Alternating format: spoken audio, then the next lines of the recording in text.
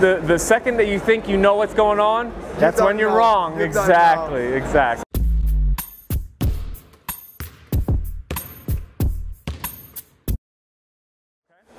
I'm best known as Freehand Profit. I'm an artist who turns highly coveted sneakers into one-of-a-kind masks. In 2010, I started a daily project called Mask 365. Okay. And every day for a year, I made a new mask out of all different types of materials. And eventually I realized I wanted to work with materials that meant something to me. And I looked down and I realized the answer was on my feet the whole time. The first mask that led me into the sneaker mask was actually made of an old purse, a handbag. I spent most of my life as an artist. Okay. Focused on two-dimensional work, drawing, painting, photography, graphic design, illustration. Stuff like that. Yes, and then during that 2010 project, Mask 365, I started to expand my boundaries. I used to think that I couldn't make sculpture. Okay. And I challenged myself. And I think that's one of the reasons why I continue with the work, is because of the challenge. If it weren't for the challenge, I'd move on to something else. But because there's always something new for me to do, it keeps bringing me back to the work. The first mask I made out of sneakers was out of a pair of the Green Spark SB Blazers that I picked up for just $20 at a Nike outlet.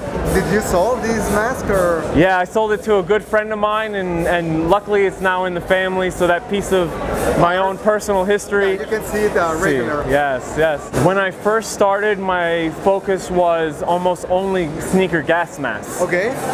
Because the gas mask represents the mask of modern culture.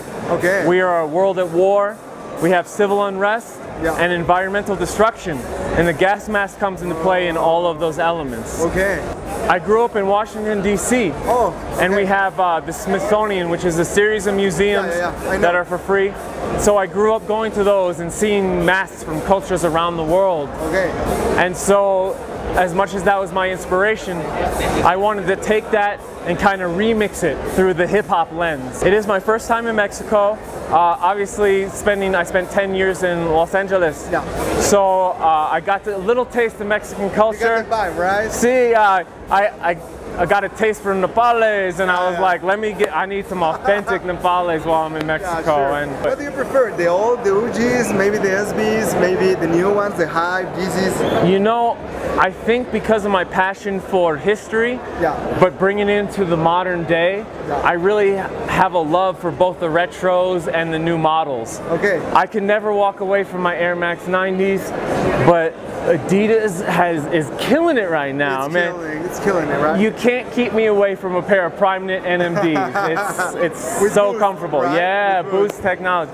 I'm still waiting for a pair of 350 Boosts, but I haven't won a raffle yet. So fingers crossed. Yeah, maybe in the next colorway. One thing I've learned, because I've operated for about 7 years within the sneaker community, and it's so hard to predict what the next move is. And I think that's because a lot of the brands, especially Adidas, is about innovation.